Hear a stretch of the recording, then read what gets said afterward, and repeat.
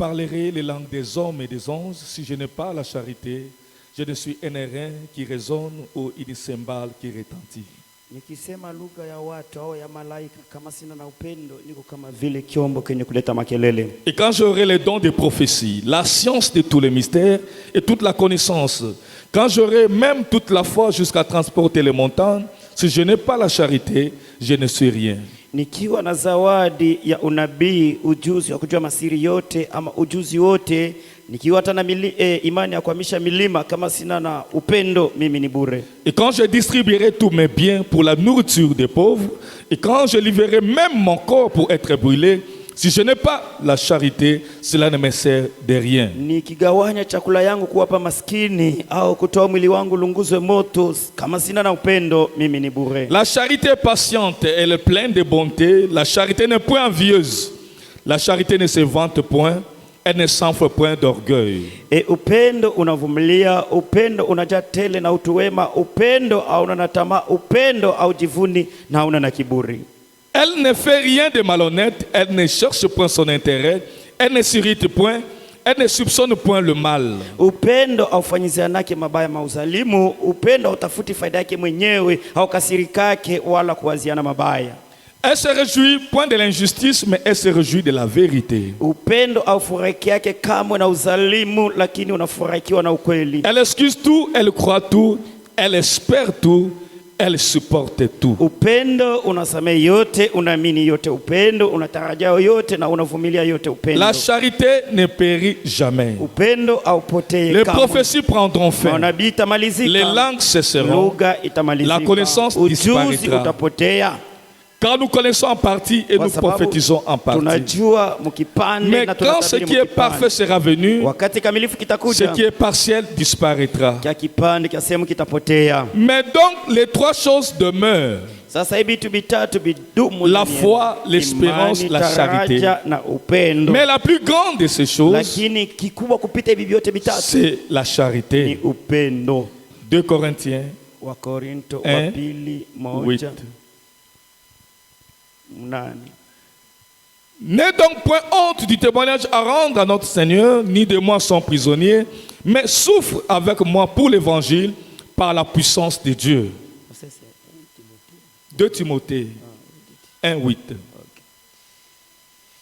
Usiwe basi na haya ya kushuhudia juu yangu kwa Bwana au ya mimi mfungwa wake, lakini teseka pamoja nami juu ya Injili.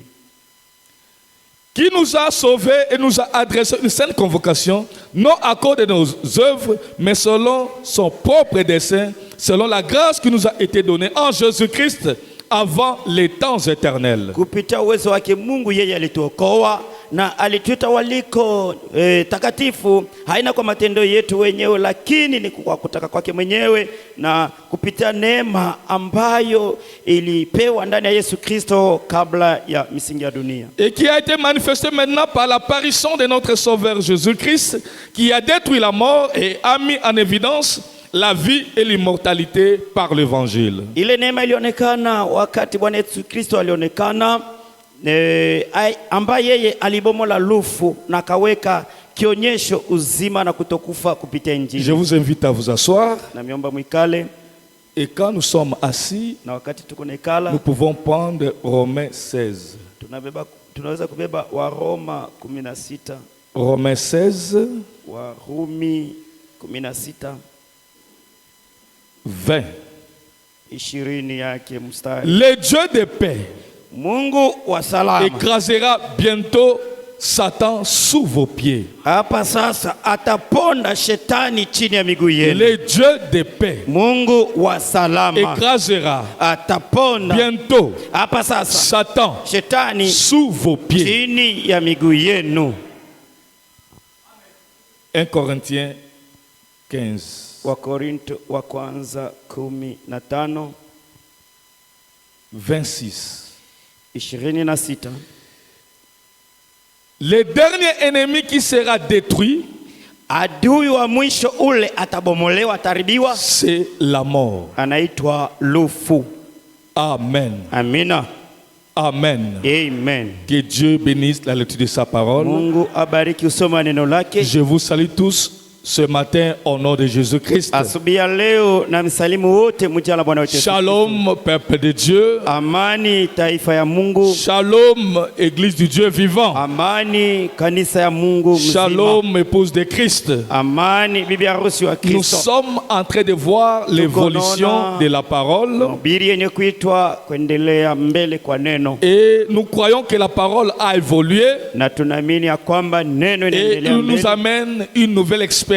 Na iko natupatia maisha mpya. C'est l'expérience que la parole nous a menée, c'est ce que nous sommes en train de partager avec vous. Asema kile maisha mpya neno linatuleta ndio ile tuko nagawanya Où nani. chacun doit surveiller l'évolution spirituelle. Kila mtu atangalishisha vile kuna komala mkiro. S'il voit est-ce qu'il est déjà entré ou bien il est dans l'ancien système.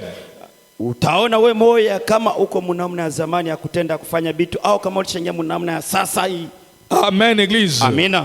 Vous comprendrez, surtout les anciens qui étaient avec moi. Zaidi baze bale balianzaka kanisa pamoja na mchungaji. Je vous avais dit que notre doctrine dans cette église, na nimiambiaka mafundisho ile tunaamini muikanisa, la doctrine qui fait la force de cette église, ile yenye kuleta nguvu ya ou kanisa, ce qui fait la force de cette église, au yenye kufanya nguvu ya kanisa, c'est la foi ni et imani l'amour. na upendo. Amen. Amen. Et au début, Na kumwanzo ceux qui étaient avec moi, les anciens, baze balikuwa pamoja naye. le Seigneur m'avait amené à parler plus de la foi dans ses diverses formes. Mungu alimsukumaka ahubiri imani muma Et aina. on a travaillé la foi, on a travaillé la foi, on a travaillé la foi. Kuitumika kabisa. Et le temps étant venu, Na wakati ilifika, Dieu nous fait grâce d'entrer dans ces grands domaines. Mungu anatufanyia neema ya kuingia Cette partie de la divinité qui est amour. Kipande kia Mungu kenye kuwa upendo. Amen. Amina. Donc je vous inviterai à suivre cette prédication Etamita mufate mahubiri et surtout à chercher aussi à recevoir la vertu qui découle de cette prédication. na zaidi mutafute mupoke nguvu yenye kunatokea kwa mahubiri. Amen. Amina.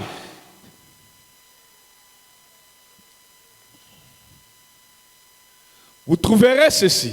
Mutaona hii, mutakuta hii. Comme je vais dire, notre doctrine, ne l'oubliez pas, Msisahabu mafundisho ya kanisa ce qui fait la force de cette église, yenye kufanya nguvu ya kanisa, la foi imani et l'amour. na upendo. C'est là où nous sommes très forts. Ndio mule tuko nguvu sana. On n'échoue jamais quand on utilise ces deux choses. Hii vitu viwili tukibitumikisha atushindwake hata Et nous kidogo. avons gagné les victoires dans cette église Mwikanisa tuliwina bya mingi par amour. kupitia upendo. Chaque fois que le diable devait déstabiliser l'église, Wakati yote shetani alipenda kuharibu kubomola kanisa, et nous l'avons vaincu par amour. na tulimuwina shetani kupitia upendo. Et ceux qui étaient avec moi pendant les événements, Bale walikuwa kana mchungaji wakati ya magumu, comment on nous injuriait, comment on nous ridiculisait, balikuwa natuzarau kutubeula, comment on disait qu'il n'y a plus Dieu dans cette église-là, wakati beko nasema mwile kanisa hamuna Mungu, et on parlait de tout et de rien, balisema bibaya na bizuri, jusqu'à visiter chaque personne dans sa maison. balianza kutembelea kila mtu munyumba. Alors j'avais dit ceci, Naliambiaka kanisa hivi, aimez-les. mubapende bale batu. Il y a eu des frères qui sont venus me voir. Kuko bandu balikiaka kunyona, Pasteur, c'est trop, on doit agir. amatushi na pita na si Je leur ai dit, tutabiaribisha. la seule façon que vous devez agir, Naliambia sanamu natumwa mnapasha ce kufanya sont vos frères, ni bandugu yetu, aimez-les. mubapende. Prenons les veaux. Tubebe ile upako wa ndama, mtoto wa ngombe, Ne prenons pas les lions. tusibebe upako wa simba. Et ma femme est témoin. Mke wangu ni mshuhuda. Un jour, Siku moja on a même invité le tulialika frère ndugule qui était à la base de tout cela. mwenye alileteshaka mambo Il ya ne mingi. comprenait même pas pourquoi on l'avait invité à la maison. Asikujua hata sajani tulimwitaka nyumbani, Mais lakini je l'avais vu qu'il avait vraiment besoin de quelque chose. nalimwonaka iko muhitaji ya kitu. Et ma femme l'a bien servi. Mke wangu alimsaidia. Lui ne comprenait même pas pourquoi on l'avait invité. Asikuwa naelewa jiani tulimwitaka munyumba. Après avoir l'invité, Kisha kumwalika nous avons pu prendre tulibebaka les habits, les cravates, mavazi, makravate, les chemises. mashati, On lui a donné. tunamkabulia Et ça l'avait dépassé. maake bilimwa pitilia C'est kama comme si l'homme auquel je parlais à mal, je fais tout à huyu mal. mtu nalikuwa namsimangaka, nalikuwa napenda Au lieu de me retourner le mal, pale anirudishe na mabaya, mais lakini il me fait ça. ananirudisha Il vizuri. m'a dit, bonne vie, tu m'as touché. Tu as Unanigusa, marqué un but. wewe unaigiza golo moja. Et il est parti commencer à annoncer partout. Alienda sasa kwake na kwa ni habari njema. Regardez, bonne vie. Asema, La angalia veste que bonne je vie. porte, c'est Hii coûte koti très niko cher. navala ni ya bei Il sana. m'a donné. Un Ananipatia. homme de Dieu est venu me parler, me Mtumishi wa demander, Mungu c'est toi qui avais donné telle veste ni à wewe ndio tel. ulipatiaka nkoti ule mtumishi J'ai dit, mwingine. qui t'a dit ça? Sasa nani Mais c'est anakwambia? lui-même qui Yeye parle mmoja. partout. Eko nasema hii mambo Parce fasi. qu'il était vraiment bouleversé. Bilimupitilia mwakili. Frères et sœurs, Ndugu na dada, l'amour est une force. upendo ni nguvu. Quand on vous écrase, Bakikuponda, lancez l'amour. wewe rudisha mapendo. C'est ça qui fait la force de cette église. Ndio yenye kufanya nguvu ya On kanisa. comprend même si quelqu'un peut quitter l'église, Tukielewa hata mtu anatoka même mwikanisa, si parle mal à l'église. anaanza kusimanga kanisa. Quand on les voit, Tukikutana naye, on les salue avec joie, tunamlamukia na on les furaha. considère toujours comme les Tunamwona nôtres. sa vile sa ndugu Et yetu. cela dépasse les gens. Ile kona bapitilia batu bengi. C'est ça notre force. Ndio nguvu yetu ya Ne kanisa. l'oubliez jamais. Msisabu kanisa. Même si on t'écrase, Bakikuponda et ceux qui banakutana. étaient avec moi ont vécu cela. Bale walikuwa pamoja na mchungaji waliona Mais kale quand ils ont eu des problèmes, nous sommes partis les voir. wakati magumu iliwafikia, tunabavendea, On les a assistés. tunabasaidia. Et ça les dépassait. Bilikuwa nabapitilia. Comment ils sont venus? Namna gani wanakuya tena? C'est ça notre force. Ndio nguvu yetu. L'amour est une force. Upendo ni nguvu. Amen, l'église. Amen. On ne vous parle pas de la lettre. Atumiambie tu maandiko. On vous parle de la vie. Tuko namiambia ni C'est que maisha. l'amour produit dans une personne. Kile upende kuna zala maisha ya Ça mtu. supporte. Mapendo inavumilia. Ça aime. Ça Inapenda. pardonne toujours. Inasameaka kila mara. Amen, l'église. Amina. Donc vous comprendrez ceci. Mutaelewa hivi. Ici, on met Dieu. Hapa tunaweka Mungu. Si on met Satan. Hapa tunamweka shetani. Amen. Amina. Ici, on met les qualités. Hapa tunaweka bile anakuwa navyo vizuri. La puissance. Uwezo anakuwa nao Mungu. Ici, on met la puissance. Shetani na ye uwezo anakuwa nao.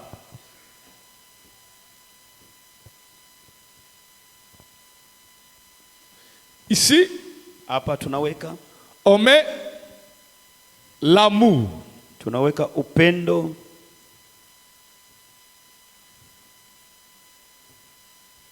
Ici, Kwa shetani nako la haine. kuna kuwaka ni chuki.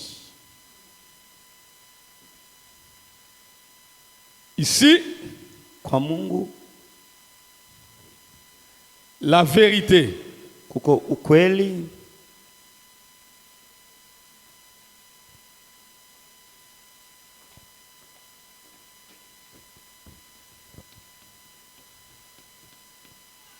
Est-ce que les gens voient là-bas? Mungu naona kule. Ici, mensonge. Kwa Mungu kuko ukweli, kwa shetani kuko ni bongo. On se limite d'abord là. Tunasimamia mbele pale. Amen. Amina.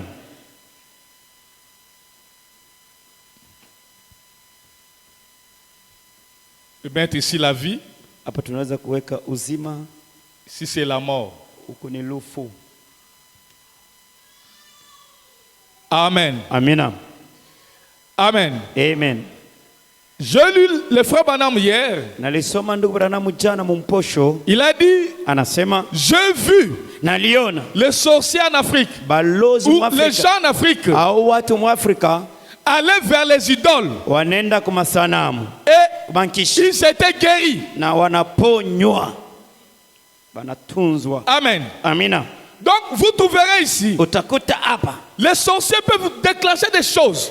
Les mulozi magiciens. anaweza au mtu wa uchawi kufanya bitu Et faire des choses terribles. na anafanya bitu ya mastajabu. C'est pourquoi la Bible nous dit Ndio ceci. kwa maana Biblia inatuambia hivi, Même les faux prophètes, hata manabii wa les uongo prophètes que le diable va envoyer, bale benye shetani atatuma, parce que lui aussi envoie ses serviteurs. Shetani na yana tumaka batumishi yake. Amen. Amen. Et la Bible dit, il se déguise en l'ange de lumière. Batumishi ya shetani beko na kiasa vile ba Comme malaika des ba nuru. apôtres. Sa vile ba mitume.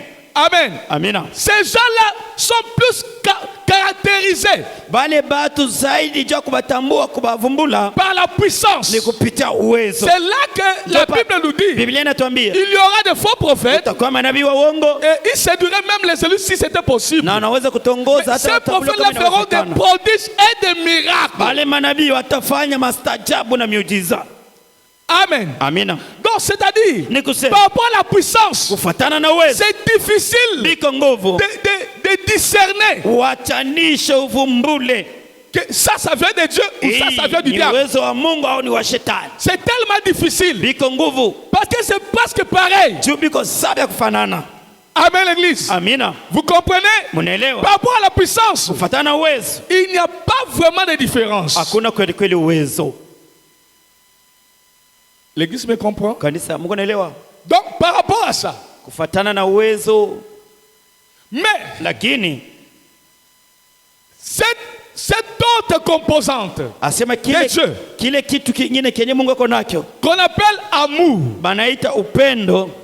je vous dis la vérité, Na niambia ukweli, l'amour, upendo, cette nature divine de Dieu, ile umbo ya kimungu, du côté que Dieu est amour, kungambo Mungu yeye ni upendo, c'est là où Dieu est tellement Dieu. njo kule anabakia kweli kweli Mungu. C'est là où Dieu est différent de tous les autres idoles. Njo kule Mungu anachana na masanamu yengine yote, Parce que kwa sababu aucun Dieu hakuna hata Mungu mmoja ne peut aimer. anaweza kupenda.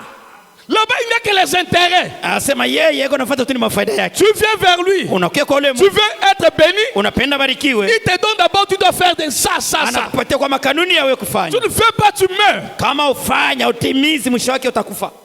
Amen. Amen. Et si tu ne fais pas correctement, Kama ubifanyi sawa sawa, tu peux demander pardon. Il n'y a pas de pardon là-bas. unaenda kumloma msamaha, kula hakuna msamaha, Tu meurs. utakufa. Mais notre Dieu, Lakini Mungu wetu, ce qui fait la force de notre Dieu, yenye kufanya nguvu ya Mungu wetu c'est ça ce que vous voyez ici. ni hiki mko naona hapa. Le diable Shetani ne connaît même pas asijuaki hata c'est quoi l'amour. upendo ni nini, Il n'en a pas. hana nao. Mais la nature qui se manifeste en lui, Lakini ile ari iko natumika c'est ndani ça, la haine. ni chuki, bwivu, C'est la vertu de Satan. ndio nguvu ya shetani Pour faire tout ce qu'il peut faire là, juu ya kutumika c'est makazi au yake moyen de la ni haine. kupitia chuki. Parce que la haine, Juu chuki c'est comme l'amour. iko sawa vile Ça upendo, veut dire que ça comment je veux dire, ça produit beaucoup de choses. iko na toa vitu vya mingi Par la haine, kupitia chuki, ça va créer italeta la jalousie. bwivu. La jalousie, Bwivu après cela, il y a beaucoup de choses qui vont kuko vitu vya mingi vitapata l'orgueil. kiburi, et la finalité, c'est la mort. mwisho wake ni lufu. C'est pourquoi un sorcier, Ndio kwa maana mulozi pour t'attaquer, juu il akugusa doit d'abord taïr. inapasha mbele akuchukie. Amen. Amina. Après, il va dire, mais qu'est-ce qui lui montre? Asa kintamonyesha nini? Pourquoi il est comme ça? Juu ya nini anajionyesha? La jalousie entre. Bwivu unaingia. Après, non, je ne veux plus les voir. Sipende kumuona. Et après, Na kisha il te lancera les choses pour que tu puisses mourir. atakusukumia vya bulozi juu ukufe.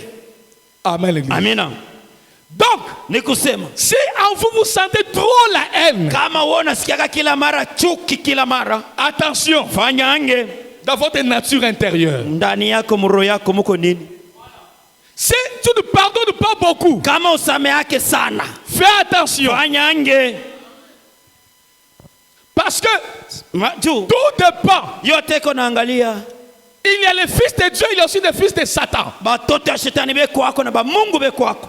C'est pourquoi Jésus Ndio kwa maana Yesu a dit aux pharisiens, aliambia Wafarisayo, imaginez que ce sont les gardiens des choses religieuses. Bafarisayo ndio walikuwa nachunga vitu ya kanisa ya kidini. C'est comme ces gens-là, c'est comme s'ils montrent, c'est comme s'ils aiment plus Dieu. Bale batu vile walikuwa wanaonekana, balikuwa wanaonekana banampenda Mungu kupita Les wote. enfants de Satan, Lakini balikuwa ni watoto wa ils shetani. aiment adorer, Balikuwa wanapenda kuabudu ils kwenda aiment makanisa. beaucoup Dieu. Balikuwa wanampenda Mungu sana. Quand on les voit par rapport à leur manière de servir, ukiangalia namna yao ya kutumikia à Mungu, leur manière de faire les choses de ya la kufanya religion, vitu vya kanisa vya Mungu, vous penserez que ce sont les enfants de Dieu. utawazia sema ni watoto ya Mungu. Ce sont les pharisiens Ni qui Mafarisayo étaient même les gardiens de la loi de Moïse, bonjo walikuwa nachunga vile Musa alisema, qui poussaient tout le monde balikuwa à nasikia vivre la parole de Dieu, waishi ile neno ya la Musa, parole de Moïse. ile neno ya Musa. Mais par contre, Lakini leur nature umbo yabo était ndani fausse. yabo ilikuwa ni ya bongo. Amen. Amina. Mais quand les gens les voyaient, Ukiangalia vingi ils les appréciaient. utabatapa. Ce sont des serviteurs. Aba ni batumishi ya Ce sont Mungu. des gens qui Ni respectent watu Moïse. wenye kuheshimia Ce sont Musa. des gens qui marchent avec Ni Dieu. watu wenye kutembea na Mungu. Mais quand Jésus les a regardés, Yesu wakati alibangalia il dit, anasema, vous avez pour père les diables. baba yenu mweni diabola, Vous n'êtes pas les enfants d'Abraham. hamuna watoto ya Ibrahimu. Si vous êtes les enfants Kama d'Abraham, mlikuwa watoto ya Ibrahimu, vous devez aussi me reconnaître. mlipasha kunijua na mie. Parce qu'Abraham, votre père, Jo a vu Ibrahimu mon jour baba yenu et s'est aliona siku réjoui. yangu na alifurahi. Vous êtes Muko votre père Baba et le yenu. père du mensonge. baba wa pongo. C'est pourquoi vous trompez. Ndio kama unalandaka Vous êtes des hypocrites. banafiki. Quand vous regardez, Bakimiangalia, ce sont des saints. huyu ni mtakatifu huyu. Mais à l'intérieur, Lakini ndani c'est vous-même, ni mwembe yenyewe. la ville sainte. Asema muji takatifu. Ici, dans la ville sainte, Hapa mwe muji vous takatifu. tuez le prophète que Dieu vous envoie. Mweye bale batumishi banabii ba Mungu wenye Mungu anamtumia Mungu. Quand ils anawaua. viennent, Wakati vous ne banakuja croyez pas en eux, ambamini, vous les tuez. mnabaua. Mais quand ils sont morts, Wakati vous banakufa allez embellir leur tombe. munaenda pa makaburi munapenta. C'était le prophète de Dieu. Huyo alikuwa ni nabii wa Mungu. C'était le saint de Dieu. Oh, ni mtakatifu. Regardez cette manière d'agir. Ona ile namna ya kutenda ile. Donc, c'est comme si les gens qui aiment plus les prophètes, Ni batu mwisho wake bako naonesha sasa vile walimpenda sana nabii. ils ne parlent que de prophètes. Beko nasemea vile nabii alisema. Moïse a dit, Musa alisema. les prophètes ont dit, Nabii alisema. si vous croyez en eux, Mukibamini ba nabii. ils ont parlé de moi. Walisema mbangu mi Yesu.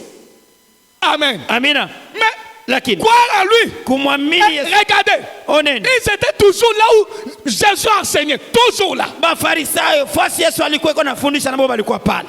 Kila mara. Mais Lakini ne cherchez pas à recevoir. bo abakuwa natafuta bapokee vya kutoka kwa Ils Yesu. cherchaient à les juger. Balikuwa natafuta hapa mankosa iko wapi mwingine. Voilà pour chercher les erreurs. Sio kutafuta mankosa Selon les Écritures, kufuatana maandiko. pour détruire, pour tuer Juu Jésus. ya kuwa nayo Yesu. C'est ça leur nature. Jo umbo yabo. La mort le poursuit. Pulufuruko kumkongo yabo. Mais quand vous les voyez, Ukibangalia hivi. c'est comme s'ils aiment le prophète. Iko sawa wanampenda nabii. Ils aiment Dieu. Iko sawa vile wanampenda Mungu. Mais ce sont eux qui tuaient le prophète. Lakini bonjo walikuwa ba kwanza kuua nabii. Après, ils embellissaient. Banaenda wanapenta kaburi. Et dire aux gens, Na c'était le vrai Huyo prophète. alikuwa nabii wa vya kweli. Mais quand ils viennent, Wakati ils yeye les tuent. anakuja banamuua. Jean-Baptiste, c'est un prophète. Yohana alikuwa ni nabii. Il était venu. Alikuja. Voilà que tout le monde était là. Wakati watu wote walikuwa Tous les pale. pharisiens étaient là. Mafarisayo wote walikuwa Qu'est-ce pale. qu'ils ont fait? Balifanya nini? Ils n'ont pas cru à Jean-Baptiste. Oh, habakuwa Ils l'ont nini? tué. Balimuua mwisho wake. Mais quand il part, Wakati anakufa. Jean-Baptiste, c'est un vrai Yohana prophète. alikuwa ni mtumishi wa vya kweli. C'est quand il est mort Ni wakati que les gens ont dit, ndio watu walisema. Jean-Baptiste c'était un prophète, mais il n'a pas fait un miracle. Kufanya hata muujiza. Mais c'était un vrai. Lakini alikuwa ni nabii wa vya kweli. Mais pendant qu'il était là, Wakati Yohana alikuwa mzima, il ne croyait pas à Jean-Baptiste. abakuwa na mwamini Yohana. C'est ça, ces gens-là. Ndio vile bale watu wanakuwaka. Ils sont sur la terre. Beko na padunia. Ils aiment adorer. Banapendaka kuabudu. C'est comme Caïn. Iko sawa vile Kaina. Ils aiment adorer. Banapendaka kuabudu. Mais Lakini la nature de leur âme, umbo ya nafsi yabo c'est la haine, ni chuki. c'est la mort, c'est le Ni mensonge. bongo. Bunafiki. Est-ce que l'église me suit très bien? Kanisa mbona nifuata mzuri? La différence, Kuachana c'est pas l'extérieur. haina nje. D'ailleurs, si on voyait Jésus, Ukiangalia Yesu on voyait les grands sacrificateurs. na ukiangalia yule kuhani mkubwa, Vous devez déconsidérer Jésus Yesu utamtupa Directement. pembeni pale pale et aimer na le kupenda souverain ule sacrificateur. kuhani mkubwa. dans sa façon de marcher, munamna yake ya dans kutembea, sa façon de munamna de yake vivre. ya kuishi. Il disait toujours, Alikuwa anasema tu, Moïse nous a dit, Musa alisema, les prophètes nous ont dit, nabii nous devons alituambia, vivre la parole. unapasha kuishi neno, Faisons ceci. tufanye hivi. Mais Jésus qui était là, Yesu alikuwa pale, il dit, anasema moi, mie, on vous a dit, moi je vous dis. Oh, Bali mais niambia, qui es-tu toi? nani uko weye?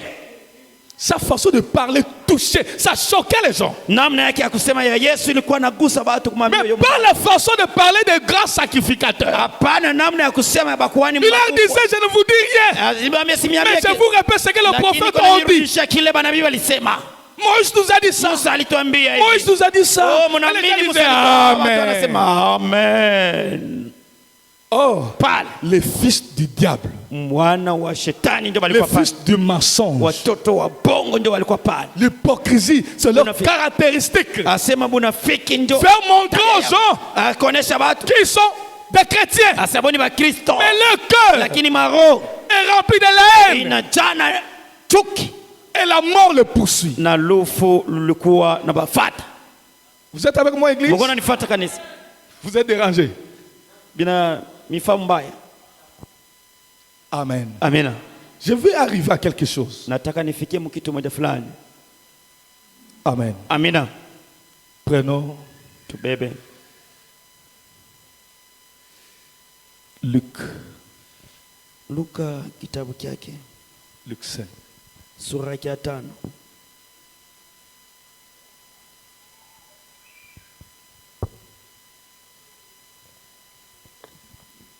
Vous êtes avec moi là-bas? Tufike pale Luc 5, 17. 17 mstari wake. Écoutez. Sikieni. Un jour, Siku moja Jésus enseignait. Yesu alikuwa anafundisha. Les pharisiens et les docteurs de la loi étaient là assis, Wafarisayo na walimu wa sheria walikuwa pale wenye kuikala. venus de tous les villages de la Galilée, Walitoka kama vijiji vyote de la Judée et de Jérusalem. walitokea Yudea na Yerusalema. Et la puissance du Seigneur se manifestait par des guérisons. Asema na uwezo wa Bwana ulikuwa natenda kupita matunzo ya mingi. Amen. Amina. Et voici Na tazameni des gens watu portant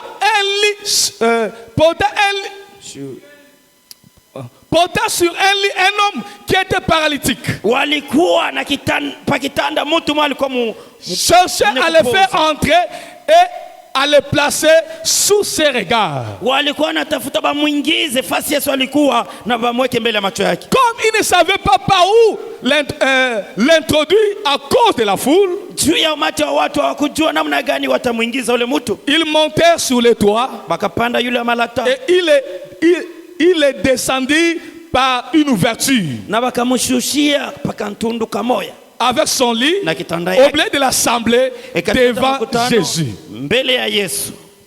Voyant leur foi, Yesu akiona imani ya wale watu, Jésus dit, Yesu akasema, homme, tes Wow. péchés te sont pardonnés. dhambi zako zimesamehewa. Les scribes et les pharisiens Waandishi na Wafarisayo s'est mis à raisonner et à dire, wakaanza kutafakari na kusema, qui est celui-ci nani huyu mtu qui profère de blasphème, eko nasema makufuru? qui peut pardonner le péché? Nani huyu mtu anaweza samehe Si dhambi? ce n'est Dieu seul. Isipokuwa Mungu peke yake ndiye anaweza kusamehe Amen, dhambi. l'église. Amina. Pendant que les miracles se faisaient, Wakati magonjwa walikuwa natunzwa, pendant que Jésus a enseigné, wakati Yesu alikuwa anafundisha, ils étaient calmes. walikuwa wenye kwa kimya. Donc, les miracles n'ont pas bougé les pharisiens. Asema miujiza haikugusa mioyo ya Mafarisayo. Les enseignements n'ont pas bougé les pharisiens. Mafundisho haikugusa mioyo ya Mafarisayo.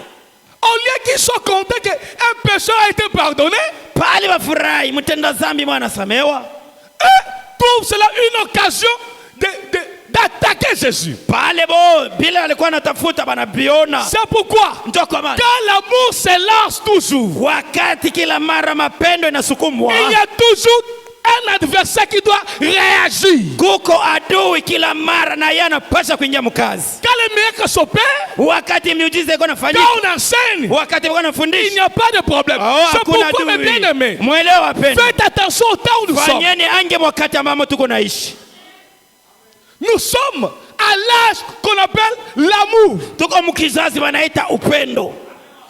Tout ce qui n'est pas produit de l'amour, Vyote vitokee kupendo, ça ne fait rien. havitafanya kitu. C'est pourquoi vous allez voir, Toka maana mtaona Jésus a multiplié le pain. Yesu alizidisha mikate. Les gens les suivaient. Watu wako namfuata. Comme ce n'était pas par amour. Juu asikumzidisha kwa upendo, Ces gens-là, wale watu ça ne les a pas aidés. haikuwasaidia ile mikate walishiba. Les pains qu'ils ont mangés, ça ne les a pas mikate aidés. walikulaka haikuwasaidia. Même Jésus les a chassés. Hata Yesu mwenye kisha yake aliwafukuza. Quand ils sont venus le voir, Wakati wanakia tena kumuona, Maître, mwalimu, nous te cherchons. tuko na kutafuta.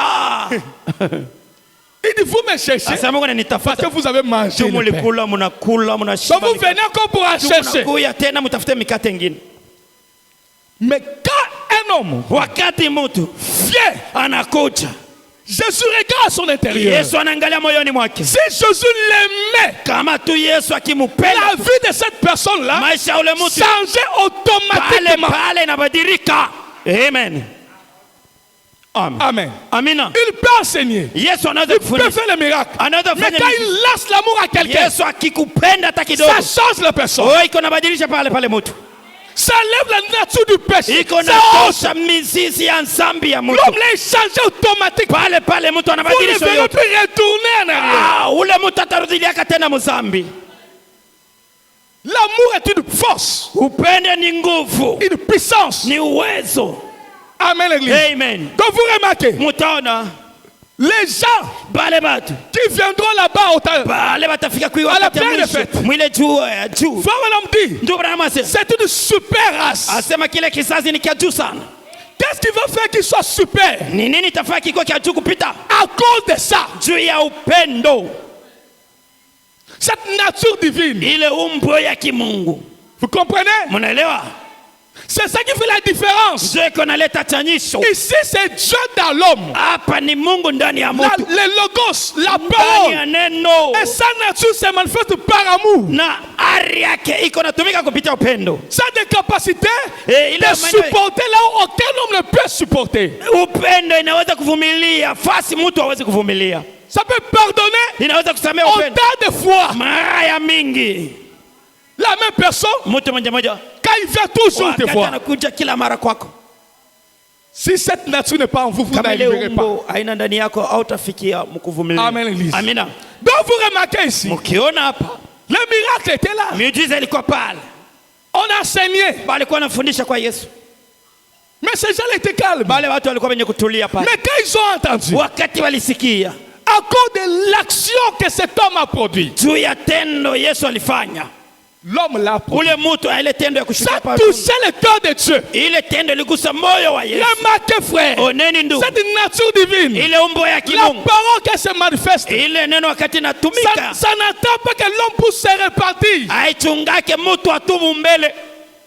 C'est lui qui décide. Neno njoko na baba mpango. S'il aime, Kama anapenda tu il pardonne. anasamehe. Et c'est quand il pardonne, Wakati anasamehe il change la nature. anabadilisha ari ya mtu, umbo ya mtu. Mais cet homme était venu pour la guérison. Huyo mtu alikiaka roho yake aanze kutembea matunzo hapo. La parole est allée au-delà de la guérison. Neno iliingia mkazi kupita hata matunzo alikuwa Parce anataka. que Jésus a aimé Yesu alimpenda. l'acte qu'ils ont fait. Ile tendo alitenda.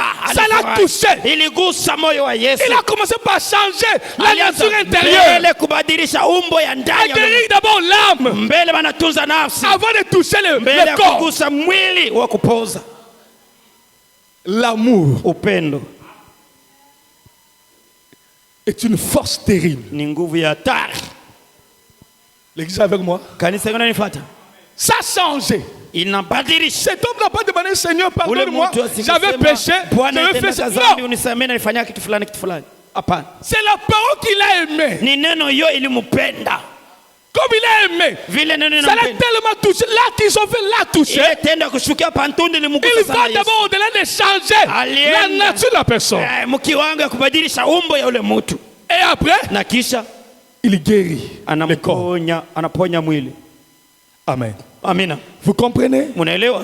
Nous sommes à l'âge Tuko mkizazi de l'amour. kia upendo. Et frère, madame dit, Na ndugu na mama sema, nous l'avons lu mercredi. Tulisoma De la même manière que la parole s'était manifestée au temps de Jésus, vile vile neno ilitumika kama wakati wa Yesu. quand Quand la même parole entre en salle au temps du soir, wakati neno moja moja inaingia mkazi wakati wa elle magharibi, fera les mêmes choses. itafanya kitu moja moja. Vous êtes avec moi? Mungu ananifuata? Les mêmes choses. Vitu moja moja. Si lui avait dit, Kama Yesu alisemaka, pardon, combien de fois? mara ngapi On lui pose la question sur Pierre. wanamuuliza kwa Petro, Combien de fois on doit mara pardonner? ngapi tutasamehe? Ah, c'est 7 fois. Eti ni mara 7. Parce que c'est écrit 7 fois. Iliandikwa mara 7. Il dit Akamjibu 77 fois 7. Donc mara 7 fois 7. asema mara 7 mara 17. Arrivé là-bas, Kufikia hapa Pierre lui a dit, Petro alimwambia, qui peut vivre cette nani écriture? anaweza Il kuishi? dit, Seigneur, Asa Bwana, augmente-nous la foi. utuongezee imani Pour vivre juu ya kuishi le pardon là. ile msamaha ile unasema. Même avec le Saint-Esprit seul, tu Hata na Roho n'arriveras pas. Mtakatifu hautafikia mkusamehe mara. La personne qui vient vers toi, Mtu anakia kwako il te demande pardon. anakulomba msamaha. Après, il vient encore, il commet l'erreur, il vient encore chez toi. Anafanya kosa moja moja anakia kuomba msamaha. Après, il revient encore, il Kisha vient chez anakuja toi. tena anakufanyia kosa. Après, donc, Kisha tena le même jour là, siku moja moja il revient toujours que tu lui pardonnes, pardonne. Unisamehe. Tu seras arrêté pour dire, ah, Oui, ça frère, hii ndugu, j'en ai assez. nachoka. Amen. Amina. Tu peux faire ça. Nani anaweza samehe hivi? Prenons par exemple, Tubebe kwa mfano. tu es patron, Uko mkubwa wa tu as des kampuni. travailleurs. Uko na bafanya Tu dis kazi. chez moi ici, Asa kwangu c'est comme ça, c'est comme ça, c'est comme kazi ça. ni hivi, ni Tu hivi, es ni hivi. travailleur, tu Uko es mfanya patron, tu es kazi. chrétien. Uko Mkristo tena lakini uko mwenye kampuni. Un frère vient, Ndugu anakuja. bien un homme Au vient. mtu mwingine. Oh patron, Oh pardonne-moi, boss, j'ai commis l'erreur, nalifanya kosa. on a volé l'argent. Waliba makuta. Toi, maintenant, en tant que chrétien, Sasa wewe kama vile qu'est-ce que Mkristo tu vas faire? utasema nini? Oh, il n'y a pas de problème, Hakuna mambo. je te pardonne. Nakusamehe. Le même frère vient encore après Ule tena- quelques minutes. Kisha dakika 4 anarudia tena. Patron, pardonne. Oh bosi, samani. J'ai perdu Napoteza la chose là qui est... La machine là, on a volé ça. ile mashine ilikuwa pale bana iba. J'étais un peu distrait. Na alikuwa kulenga On a volé ça. bana iba. Pardonne-moi. patron. Samani bosi. D'abord, il a d'abord fait perdre de l'argent. Ile kwanza makuta bana mu. Il te demande pardon. Anakuomba msamaha. Après, le même jour, hein, Ule siku mamoja. il commet encore une erreur. Anafuata tena kosa nyingine. Il revient encore. Anakuja tena. Pardonne-moi, patron. Msamehe bosi. Là déjà, Pale sasa même le Saint-Esprit Ataro Mtakatifu commence un peu à s'agiter. anaanza kubuje ndani Ça, c'est mromo. une preuve. Hii ni C'est une tentation. kupima, C'est ni quoi? kunijaribu ni nini? Bon, ça va. Ça Comme va. on nous parle aujourd'hui du pardon, Bana je te tuhubiri pardonne. sema msamehe leo tuanze kusamehe na kusamehe. Après seulement Kisha quelques tena, minutes mna encore, dakika kidogo il retourne. anakuja tena. Patron, Oh boss, pardonne-moi. unisamehe. Quoi encore? Nini tena? Mweshanja ya dolari. Mimi napitisha Il a makuta. pité ça m'écoute. Merci beaucoup pour l'exemple. Vraiment. Il a pité. Combien? Pardon, $200 et pas. $200. Pardon, patron. Msamaha boss. Là, Pale. Pale. je vous dis la vérité. Namiambia kweli. Même si tu es rempli du Saint-Esprit, Hata Roho Mtakatifu ashayala plein je. comment, Anayala Là. pale. tu vas réagir. Na wewe utasema La journée ne s'est pas encore terminée. usiku haujingia. Seulement on arrive peut-être Paka wanasema à mara 4 nyingine. fautes. Oh, makosa ine tu. 4 fautes. Makosa ine tu. Déjà, tu commences. Pale unaanza sema Oh! jab. Maintenant, il faut arriver à 7. Inapaswa tufike ku 7. La même personne, le même jour. Musiku moja. Amen. Amina. Là, Pale. c'était la loi. Ilikuwa ni Il faut arriver à 7. inapaswa tufike ku À 7. pardonner cet homme-là toujours. Usamehe ule mtu kila mara. Jésus vient. Yesu Il anakuja. dit, Anasema ne vous limitez plus à 7. usisimamie pa 7. Si vous devenez la parole, Kama unakuwa neno. vous allez à 400 combien? Uende mkatsa combien? 490. 490. Pardonnez la même personne. Usamehe mtu Le même jour. siku moja.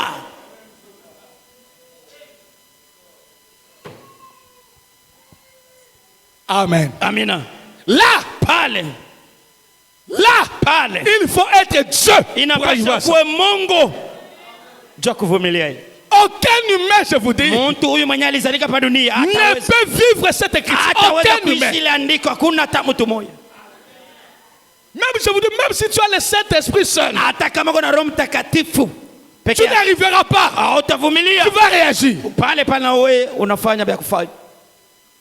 Il faut une autre nature de Dieu. Inapasha umbo yengine ya Mungu. Que Dieu soit dans sa plénitude. Mungu akwe ndani yako mutele wake wote. C'est pourquoi vous remarquez que Kwa maana utaona sema nous commettons le péché tous les jours. kila siku tuko nafanya nzambi. Nous demandons toujours pardon. Kila siku tuko naomba Et msamaha. il nous pardonne toujours. Na Mungu kila siku yuko natusamehe. Et il nous dit, Na anatuambia vous devez être comme ça. unapasha kuwa vile Comme votre Père céleste est parfait. vile baba yenu wa kumbingu ni Il fait kamilifu. lever le soleil sur le bon, sur le mauvais. Baba yana bazuri jua inang'aa. Malgré les péchés qui se passent dans le monde. Ijapokuwa nzambi ya mingi yenye kwa Les péchés dunia. les plus horribles. Zambi hatari kupita. Je fais comment pour supporter ça? Mungu ako nafanya javumilie. Pour ne pas détruire le monde au même moment. Asiharibu dunia wakati moja Mais moja. bien aimé, Wapendwa, si on mettait un de vous kama moja wenu banamweka à la place de Dieu, nafasi ya Mungu maintenant, hapa sasa, tu observes pendant une seconde mu dakika tu moja le mal qui se fait dans le monde. hii mambo yako nafanyika dunia Au même moment, mu dakika tu frère, moja ndogo, tu vas détruire le monde wewe automatiquement. utabiharibisha vyote, watu wote wakufa.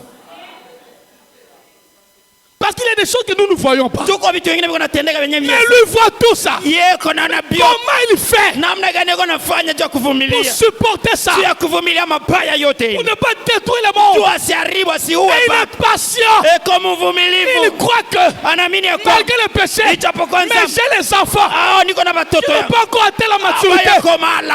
Je dois les suivre, Napasa les nibafuate. attendre, Nibachunge. qu'ils grandissent. Bakomale Tout ako. le mal qui se fait Hata bubabu ne le fait pas mal.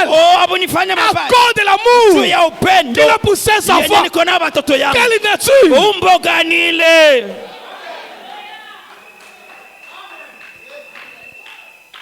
Quelle nature! Umbo gani ile?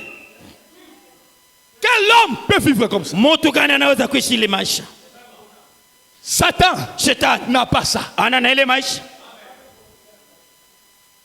Même l'ombre de ça, il n'en a pas. Hata mtu mwenye hata kimvuli kenyewe kia ile maisha ana. Lui, quand il regardait Dieu, Yeye wakati alikuwa anamwangalia Mungu, il a vu seulement une seule partie de Dieu. aliona tu kipande kimoja cha Mungu. Ça, Il est. ce n'était jamais monté même à l'oreille des hommes. Ni les hommes ne connaissaient pas cette nature de Dieu. Ile umbo ingine ya Mungu hayafika katamu mawazo mwa akili ya malaika. Ils connaissaient Dieu seulement dans la puissance. Walikuwa wanamjua tu Mungu muwezo. Amen. Amina.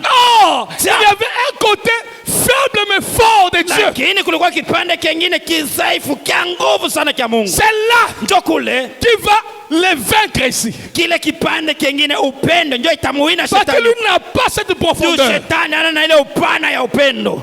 Là où l'autre peut arriver, Kwenye shetani anaweza celui-ci kufikia. n'arrivera jamais. Au kwenye Mungu atafika shetani atafikia. Amen. Amina. C'est ça qui a fait que Ndio ile alifanya. Satan soit dépouillé à la croix. Shetani bamuvule mkuu Parce que les msalaba. diables n'ont pas compris Juu shetani comment asikuelewa. un Dieu si grand Namna gani Mungu mkubwa sana peut accepter de s'humilier à un niveau anaweza kuitika de bamshushe ces créatures.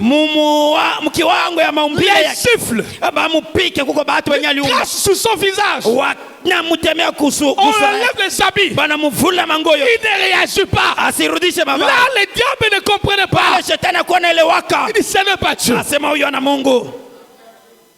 Dès que moi je connais Dieu, Vile mimi namjua kama Mungu. il ne peut pas accepter ça. Hawezi kuitika bamuvule mangu. Le diable l'a provoqué dans beaucoup de choses. Shetani alimchokoza mubitu vya mingi. Pour que Jésus réagisse. Juu Yesu naye arudishe. Asikurudi. Quel cœur il avait Ni moyo gani alikuwa nao? de supporter. Ya kuvumilia. Pendant que tu sais Wakati unajua que je peux agir, asa na mimi niko na nguvu ya je peux kumrudishia. faire. Niko na nguvu na mimi ya Mais il kumrudishia. ne le fait pas. Lakini asirudishi. Malgré l'humiliation, Ijapokuwa au banamheshimu. niveau que cela a été, Banamshusha kule chini sana. il a accepté. Anaitika. Il dit à Pierre, Anamwambia Petro, si j'avais besoin kama nalikuwa nataka que je pousse, qu'on puisse me défendre, banisaidie, j'aurais appelé les anges, pas vous. bamalaika naipasha kuita beko bamingi hapana mweye. Ils devaient me défendre. Balipasha kunitetea, kunigombania. Pierre, Petro, retourne rudisha ton épée upanga wako. dans son fourreau. Urudishe nafasi yake. Qui tue par l'épée, Ase mwenye kuwa kwa périra upanga par na l'épée. yeye atauawa kwa upanga.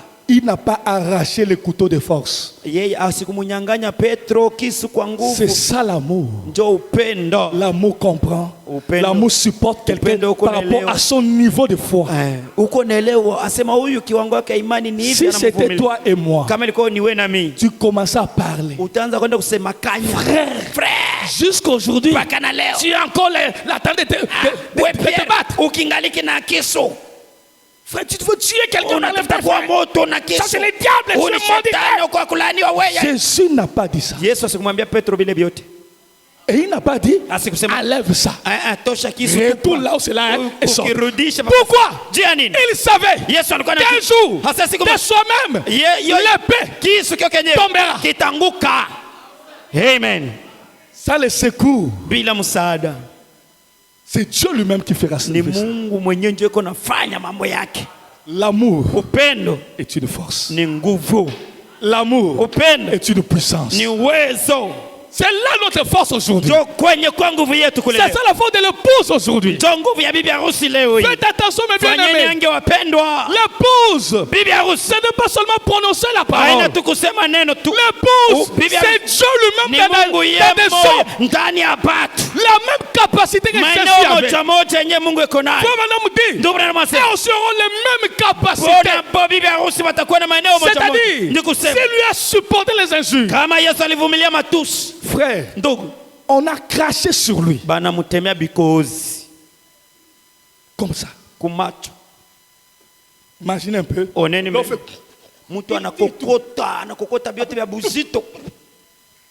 Toi, tu es Dieu. Tu es capable de parler seulement, l'homme disparaît. L'homme regarde. Il ne réagit pas. Après il dit, il prie encore pour eux. Père, pardonne-leur. Ils ne savent pas ce qu'ils font. Quelle nature ça? Qui peut faire ça? Qui peut vivre ça? C'est ça notre vie. Notre miroir, c'est le Seigneur Jésus. Ça doit produire la même vie. Les mêmes choses. Les mêmes capacités. Et si on ne triche pas avec l'amour, frère, tu peux imiter la vie chrétienne. Mais l'amour, père, frère, tu ne peux pas imiter ça. On verra du coup ta vraie nature sortir. Les épreuves qui sont dures avec, ce sont les épreuves d'amour. Imaginez, on te fait comme ça. Mais l'amour te pousse à aimer, à pardonner, à supporter et à prier pour l'homme là que son âme soit sauvée.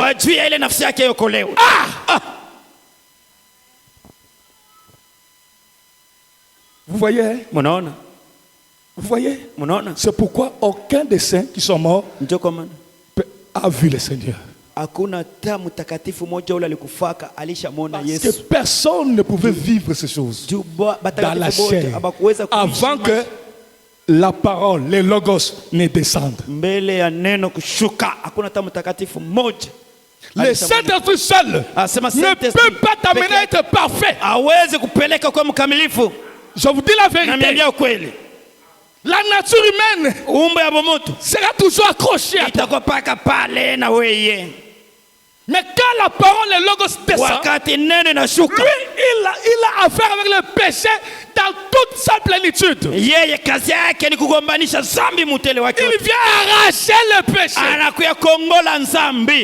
nature du péché dans l'homme. Peu pour la dimension du péché. Lui, il n'a fait qu'au péché, arrache le péché et transforme l'homme. L'agneau de Dieu qui ôte le péché du monde. C'est ça la nature. Maintenant quand il vient en vous, il veut détruire le péché.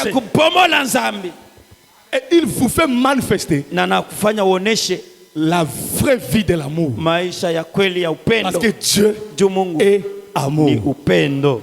Et quand il est en toi, Wakati uko ndani yako tu vivras comme Dieu. utaishi kama vile Mungu. Comment Dieu supporte le péché Namna dans le gani Mungu monde. anavumilia kwa Le péché qui se font dans le monde, hii dhambi yenye kutendeka mudunia. il les voit tous. Yeye yeko na yona yote Mais il supporte. lakini iko navumilia Parce qu'il a un programme. juu eko na bila lipangilia. Est-ce que nous, on peut arriver à ça? Eti tunaweza kuvumilia Si on n'arrive pas seulement à supporter un frère qui te fait du péché, du mal, kama ufiki tu mkuvumilia ndugu mwenye anakutendea mabaya. à comme plus forte raison qu'il soit 10 ou 20. Bakwe 10 au makumi mbili Ils se retournent tous contre toi. wote wanakugeukia. Tu entends ici? Unasikia huko Où est Dada? cette sœur là Elle a dit ça sur toi. alikusimanga hivi. Après tu vas faire ça encore. Kisha unaenda Une autre sœur dada mwingine a dit ça pour toi. na yeye alikusimanga hivi. Et même un frère Na ndugu a dit ceci. na yeye alisimanga hivi. Même, Na mwingine naye quelle va être ta réaction? wewe utabifanya chemuro yako. Qu'est-ce que tu vas Oui. faire? Uta- Oh, la tendance humaine. Ari ya mtu L'homme a toujours mtu anapendaka kila tendance à se faire bon aux gens. ajionyeshe kwa mzuri mbele ya watu. Il aime toujours à se défendre Anapenda kila mara aonekane mzuri mbele ya pour watu. voir qu'il est bon. Juba muone sasa ni mzuri. Il cherchera toujours comment défendre ça. Atatafuta namna gani ateteye mtu wake vile wa mzuri. Vous savez que moi je n'aime pas ça. Mimi sipendake hivi. Mimi Toi qui n'aimes pas, qui es-tu? wewe mwenyewe asema mimi sipendake hivi. Uko nani? L'homme là qui dit je n'aime pas ça, Mtu ule anasema kila mara mimi C'est pas l'âme. mimi sipendake hivi. c'est ce corps ici. Kile ule anasema niki kimwili. Je n'aime pas ça. Mimi sipendake. Je n'aime pas des choses comme ça. Mimi sipendake unifanyishie. Je n'aime pas Mimi ça. sipendake hivi. Lui là qui, Ule kunasema mimi c'est ce corps ici. ni kimwili, C'est le péché. ni nzambi, C'est l'orgueil. ni kiburi, mie. L'homme n'aime pas Mtu asipendake. quand on dit que lui est comme ça. Bamwambia sasa Si wewe ça a mal, ça le kama ni dérange. vibaya biko na Il mzuri. aime qu'on le loue. Anapenda bampandishe bamsifu. Ce frère ici, Huyu ndugu huyo c'est un bon frère. Il est rempli, anajazwa. baptisé du Saint-Esprit. Anabatizwa na Roho Si Mtakatifu. dans cette église, Kama mwikanisa. il y a donc qui est baptisé du Saint-Esprit, c'est ce frère Ni ici. huyu ndugu huyu. Là, il se sent Anasikia bien. l'aise. Vous parlez- Mtungaji. Là, il se sent bien. Anajisikia mzuri. C'est ça l'homme. Ndio mtu vile anapendaka. Tap. Quand les hommes Wakati parlent du bien de toi, Beko na kusemea mazuri yako. Jésus a dit, Yesu alisema tu es malheureux. uko wa Quand tout le monde parlera du bien de toi, wakati bote ataanza kutapa. mais Eri. serez-vous Itakuwa kwa si les gens Kama vont parler mal de vous, wakati vont watasema vous ulifanya mbaya. injurier, Watakutukana. vous méprisez Nao à watakuza- cause de moi. Juu yangu. Là, Pale. vous êtes heureux. Uko mzuri. Uko heri. Mais si ce sont les hommes qui vous Kama wale l'élèvent, batu beko tuna kupandishaka. quand lui il regarde, Wakati anakuangalia il n'y a rien. hakuna kitu. Amen. Amen. Ça, Hii ça te donne la cape, frère. Donc. C'est plus que l'affection fraternelle. C'est pourquoi ndio kwa maana ici on a écrit l'affection fraternelle. Ah, Dans d'autres endroits on a écrit l'amour fraternel. Il n'y a Non, pas de problème. qui- Mais ça c'est autre chose. hiki ni kitu kingine.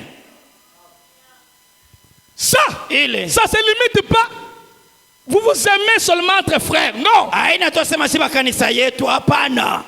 Quand vous prenez ça, Wakati unabeba ile vous amenez à l'amour divin. unapeleka mpendo wa kindugu. L'amour anéantit ça. Upendo iko na haribu na ponda ile yote. Parce que c'est dit, Juu si inasema vous aimez seulement vos frères, ukipenda paka ba mkanisa les yetu. païens en font autant. Pagano nabo wanapenda naka nabo mkartie yabo. Mais l'amour ici Lakini te upendo donne la capacité inakupatia maeneo d'aimer même tes ya ennemis. kupenda hata adui Les zako. gens qui cherchent à te tuer, Watu wanatafuta à te kukuua, maltraiter, bakutendea les gens qui mabaya. ne t'aiment pas, Watu wenye kupendaka. mais toi tu les Lakini wewe aimes. unawapenda. Ça, Ile il n'y a que Dieu qui peut vivre ça. peke yake Mungu ndiye anaweza kuishi C'est ça la parole faite neno chair. yenye kujifanya mwili. Vous comprenez? Munaelewa?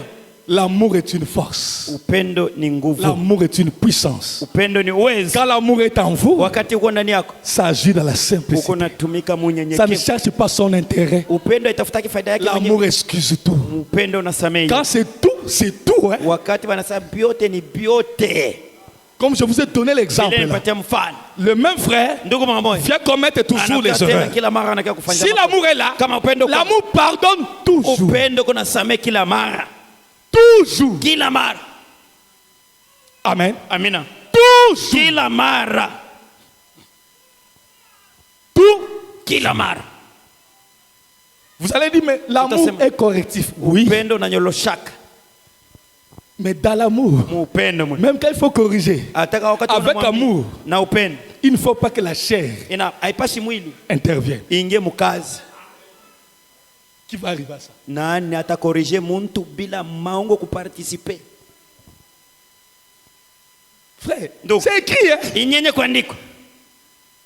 L'amour est correctif, oui. Upendo inanyoloshaka batu kama Mais unafanya si batu, c'est le vrai kwambie. amour, Kama ni upendo wa kweli. quand ça corrige, Wakati iko nanyolosha il ne Mungu. faut pas que la chair Hapana mwili intervienne. ingie mawazo yako bumuntu ingie.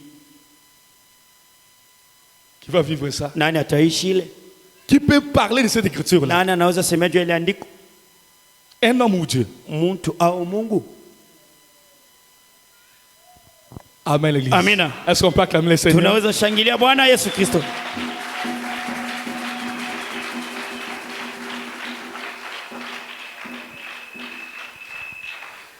Est-ce que l'église est avec moi? Kanisa, Mungu anafuata.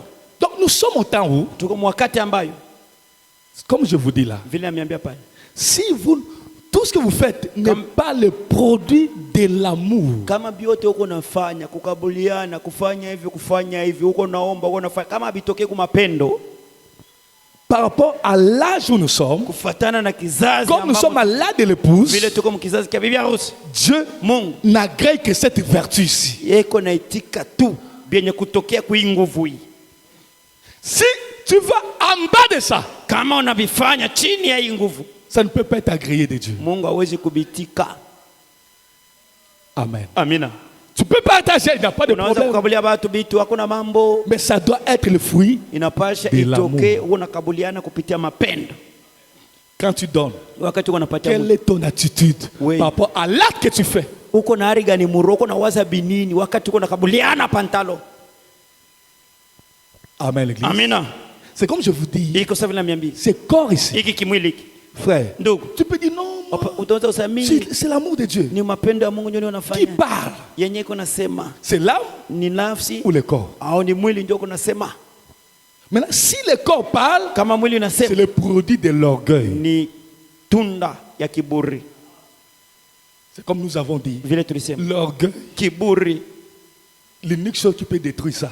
kitu tu kima kinaweza kubomola, kuharibu, kuponda. L'homme de nature est orgueilleux. Mutu vile balimuzalaka ni wa kiburi. C'est difficile. Il faut même dormir là-bas qu'on ne voit pas dormir. Amen. Amina. Ta femme dort, il faut le bouger. C'est pourquoi vous êtes ensemble. Ndio kama wanamko bibi na bwana. Kama mwana analala, unamtikisa. Amen. Amina. L'orgueil ici, Kiburi c'est terrible. ni hatari. L'homme quand il est né, Wakati anazalika ton fils il est orgueilleux. pale kiburi yako nakyo. C'est ça qui le fait vivre. Njo vile kiko namfanya aishi. C'est ça. Njo maisha. Il peut vivre la parole par orgueil Anaweza kuishi neno ya Mungu wa kiburi tu. pour qu'on l'apprécie. Juba mutape bamuone na Pour qu'on le voie. Bamuone na yeko kwa bantu. Et tu peux être sale par orgueil. Na unaweza kujatilia uchafu, kiburi. Sipendaki. Ah, moi je suis humble, frère. Mimi kwa kujinyenyekeza. Avec vos choses là, Vitu byenu vile vya kuweka vya kuvala vala Lwangu simple. l'humilité c'est pas la saleté. Kujishusha haina kubakia uchafu. C'est une confusion encore. Ni mvurugo tena. C'est de l'orgueil aussi. Na hiyo ni kiburi lakini unapenda kubakia uchafu. Oh frère, vos choses là, Bile vitu byenu bile. moi je ne touche pas ça. Nisigusake bile. Vos choses, Bile vitu byenu. moi je ne touche pas. Nisigusake hapo. Qui parle? Nani yako nasema vile? Et pourtant c'est la parole. Hein. Na japo ni neno. Ne faites pas ça. Msifanye hivi. Vos choses là, moi je ne touche pas. Toi qui? Wewe Tu ne nani? touches pas. Mie mwenye agusaki. Nani? Si c'était Dieu, Kama ilikuwa ni Mungu, tu pourrais prier pour eux. ulipasha Ne kuombe. pas parler. Usibiseme mbele kwa unabaombe. Mais qu'est-ce que vous te parler? Ni nini na kusukuma useme? Lombe. Ni kiburi. Amen. Amina. C'est que vous remarquez Ndio kwa maana utaona que la loi Asema sheria. n'amène jamais à la perfection. sheria usifanye hivi, usifanye hivi, usifanye hivi, haitapeleka hata kidogo mtu kukamilifu. Mais ça produit de l'orgueil dans la chair. Sheria iko naleta ndio kiburi ndani ya maisha ya mtu. L'homme, s'il réussit à vivre une certaine loi, Kama mtu anaweza tu kuishi kwa sheria et tu voir kama un autre n'arrive pas à le vivre, na kuona mtu mwingine asivifanye, qu'est-ce qu'il lui va faire? yeye atafanya nini? C'est de condamner. Ni komo huyu. C'est quoi ça? Hii ni nini? L'orgueil. Kiburi. Amen. Amina. Frère, vous Donc, savez, avec vos choses là, na vitu bien bien. moi je vais rester seulement avec les téléphones ici. Téléphone tu kama bouton. Là-bas, il y a trop de péchés. Mula nsambi sana frère. Mimi sipendi. Toi, tu penses qu'en faisant ça, tu n'as pas le péché. Wewe unaweza sema wakati unabakia na Mais ce que tu fais là, c'est ça même le péché. asa kile kenye utafanya kile kenye unafanya paka nzambi. C'est ça le péché. Ndio nzambi.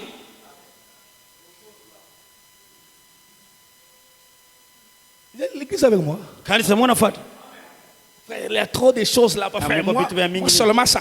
Ninapenda paka mkoko Pour montrer que toi tu es bon. Toi tu es parfait. Toi tu es déjà saint. Uko mtakatifu mwenye kujinyenyekeza lwako. C'est là que Jésus a dit, Yesu alisema vous les pharisiens, vous aimez paraître. Munapenda monekane kubengine. Quand vous voit que vous êtes des saints, même quand il faut prier, levez la main au ciel. Vous priez. Quand les gens vous regardent, voilà les hommes. Voilà les gens. Oh, moi je vous dis. Soyez comme ces publics-là. Qui s'humilient. C'est le Père. Comprend ce qu'il lui ressent. Ne faites pas des choses pour être vu des gens. Même si tu veux prier, que ça soit non pas pour apparaître. Que les gens vous parlent bien de vous. Que les gens vous apprécient. Que les gens vous louent. Voilà un chrétien. Voilà une chrétienne. Quand les gens disent ça, c'est le fruit de l'orgueil. Quand tu vas entendre, quelle sera ton attitude? Frère, donc, l'homme, cette nature, si la parole ne détruit pas ça, c'est pourquoi ça ne peut pas paraître devant le Seigneur. C'est pourquoi il faut que la parole transforme ce corps. Que vous, ça est attaché en vous. Le Saint-Esprit, ça ne suffira pas à détruire ce corps. Non, frère. L'hérédité va te suivre. Même si on prie pour toi, ça ne partira pas. C'est attaché à toi. Jusqu'à ce que tu deviendras la parole. Ça n'est dit. Le pouvoir du péché héréditaire. Mais si vous ne devenez pas la parole, frère, tu ne verras pas le Seigneur. Errez le cœur pur, car ils verront Dieu. Amen, l'église. Amen. Si vous êtes avec moi, vous comprenez à quel âge nous sommes? Qu'est-ce que Dieu exige par rapport à notre âge? Ne soyez pas comme des pharisiens qui aiment les prophètes, mais leur cœur est rempli de haine et d'orgueil, d'hypocrisie. C'est ça que ça produit aujourd'hui. On voit un groupe de gens qui aiment les prophètes, mais qui sont prêts à tuer les autres, à critiquer les autres, mais qui aiment les prophètes. Amen. Amen. Ils ne savent pas, c'est le même démon que les pharisiens. Tu ne peux pas aimer le prophète et critiquer un frère parce qu'il ne faut pas comme toi. Comment tu peux aimer le prophète namna gani unaweza kumpenda et nabii critiquer un homme na kusimanga qui mwingine? veut seulement qu'il croit comme toi? Wewe unapenda tu amini saa paka bila C'est unaamini. ça. Njoo ile. C'est ça. Njoo ile. La nature pharisienne. Umbo. Il voulait montrer aux gens que c'est eux qui avaient la meilleure doctrine. Bo anapenda kuonesha kubantu sababu njoo bako na mafundisho ya kweli. C'est eux qui aimaient le prophète. Bo njoo anampenda. Mais leur nature intérieure, Lakini ari yabo ya ndani ça les a menés à tuer Jésus ili baspeleka bamuue Yesu. avec les Écritures. Na maandiko nayo beko nayo. Anamuua nayo. Moïse a dit. Musa alisema. Moïse nous a dit. Musa alituambia. Mais lui nous dit ça. Lakini anatuambia hivi. Imaginez, Mon- il est en train de blasphémer. Eko na kufuru. Il dit que lui, Anasema yeye il peut pardonner les péchés. anaweza samehe Oh, il dhambi. n'y a que Dieu seul qui peut Mungu pardonner les péchés. peke yake ndio anaweza samehe dhambi. C'était ça. Ilikuwa njoi Avec les Écritures, na maandiko. on pouvait tuer Jésus. Banamuua nayo Yesu. Oh, Oh, vous ne croyez pas parce que je suis fils de Dieu. Ah, amwamini tu niko blasphème! anakufuru. Qu'est-ce que je dis? Nasema nini? Parce que toi, tu es un homme. Juu wako Tu te fais égal à Dieu. unajifananisha na Mungu. Oh. Mais il est écrit dans vos lois Zimeandikwa masheria yenu. que vous êtes des dieux. Sasa mko ba Mungu. Ou bien Oh. ceux à qui la parole venait Kule kwenye neno ilikuwa étaient nakuya. des dieux. Balikuwa ni ba Mungu. Mais c'est écrit. Sinaandikwa mu vitabu yenu. Qu'est-ce que moi je fais? Où est le mal? Bubaya bweme nafabu kwa wapi? C'est ça les Écritures. Njoo maandiko vile Ça nafanya. la vie. Njoo maisha maandiko vile nafanya. Sopra comme un Seigneur. Tunaweza pikia Bwana mikono.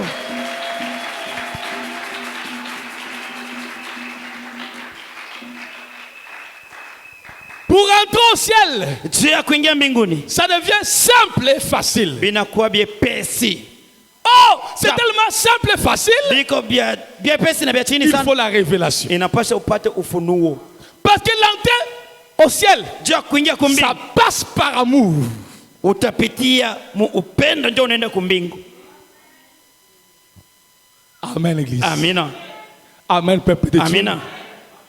L'amour ici, Hii upendo hii c'est ça qui te fait entrer au ciel. ndio ile itakuingiza mu mbingu. Si tu aimes Kama unapenda un homme qui a Dieu mtu mwenye kuwa na Mungu et lui t'aime, na yeye anakupenda, il peut te faire entrer au ciel. anaweza kukuingiza mu mbingu.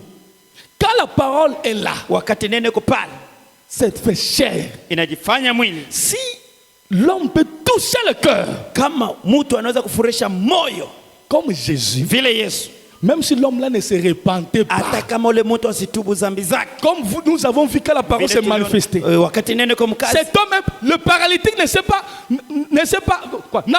pas repenti devant Jésus. ule mwenye kupooza asikutubu mbele ya Il dit, Yesu. oh Seigneur, Ndio kusema, pardonne-moi. Bwana unisamehe. Je faisais ça. Nalifanya Donc, madhambi fulani. seulement le fait que Jésus l'a aimé à cause de cette Lakini ile action-là, tendo tu Yesu tes péchés te alimpenda. sont Juu ya pardonnés. ile tendo ile Yesu anamwambia changé sa nature. alibadilisha umbo yake. Marie de Magdala Maria wa Magdala ne s'était pas repenti devant Jésus. asikutubu mbele ya Yesu. Mais parce qu'il a fait une action qui a touché Jésus, Juu alifanya tendo moja ilimfurahisha Yesu. il a dit, Alisema, tes péchés te sont dhambi zako pardonnés. Au zimesamehewa. même moment, Mwile ile wakati tous les démons mampepo yote qui influençaient la vie de cette ilikuwa femme anatumika maisha ya Badi. Maria ili mtoka par une simple parole d'amour. kupitia tu neno ndogo ya upendo. Quand Dieu parle, Wakati Mungu anasema par amour, kwa il upendo change la nature. anabadilisha umbo ya mtu. Aucun démon Hakuna n'a tabia la capacité iko na maneno de t'influencer. ya Parce kukuvutisha. que lui, il a parlé. Yeye anasema kupitia upendo. Amen. Amen. À la croix, Msalabani cet homme-là Ule mo- ne s'est pas repenti. asikutubwaka. Parce qu'il a touché le cœur de Dieu. Juu alifurahisha moyo wa Mungu. Il a parlé. Alisema Il a fait entrer au ciel. alimuingiza mbinguni. L'entrée au ciel Kuingia kumbingu devient facile. kunakuwa kwepesi. Comme je vous avais dit, Vile niliambia quand Wakati- l'épouse est enceinte, wakati bibi harusi yuko mkazi, c'est elle qui fait entrer. ni yeye ndio konaingiza watu mumbingu. Même tout ce qu'il lui veut Biote yeye anataka bibi harusi au ciel. banaingia mumbingu. Amen. Amina. Amen. Amina. Est-ce que vous croyez à ça? Eti mnaamini le? Est-ce que vous Amen. croyez à ça? Amen. Nous sommes à l'âge de l'amour Tuko divin. mukizazi kia upendo wa Tout ce que Mungu. tu aimes Biote unapenda et tous ceux qui t'ont aimé, na bote banakupenda, tu as le pouvoir uko na mamlaka de les faire entrer au ya ciel. kubaingiza mumbingu. Lisons les prophètes. Tumsome nabii. Vous êtes avec moi? Mungu ananifuata? Je suis Niko dès ce moment-là, tokea ile wakati ile, tokea ile siku ile wakati 16, 17, 16, 17 60. Mwaka wa 60 104 et 105. na 105. Amen. Amen. J'avais un vieux chien.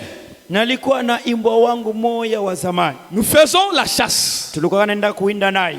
Il m'habillait. Alikuwa kananivika. Il m'a mis à l'école. Aliniweka hata shuleni. En chassant l'opossum. Wakati niko naenda kuinda. En chassant les ratons laveurs et autres. Nikitafuta na hivi vingine Et vingine quand vyote. nous avons aménagé en ville, Wakati tuliama tunaenda mtauni. un policier l'a empoisonné. Mpulushi moja hivi askari polisi moja alimwekea sumu. Et quand j'ai tassé la terre sur la tombe, wakati nilikuwa na bulongo pa kaburi, wakati nilikuwa na muzika, après l'avoir enterré dans notre cour arrière, je dis, kisha kumuzika kumkongo wa mpango yetu, freeze. C'est ça le nom. Ndio jina ule imbwa. S'il existe un endroit, asema kama kuko fasi, il dit j'étais un pêcheur d'environ 17 ans. karibuni miaka 17. Je dis, nilisema s'il y a un lieu appelé ciel, kama kuko fasi inaitwa mbingu, tu y seras. wewe imbwa wangu utakuwamo. Imbwa. Imbwa. Imbwa. Imbwa huyu mnaiwaka huyu. Et ici, na hapa frère Branham était encore un pécheur. Alikuwa ngiliki mtenda zambi à l'âge de 17. miaka 17. À cause Juya de la nature qu'il avait, un fils de Dieu. Alikuwa na umbo ya mwana wa Mungu. Il avait parlé. Alisemaka. Écoutez la suite. Sikieni bila viko nafuata.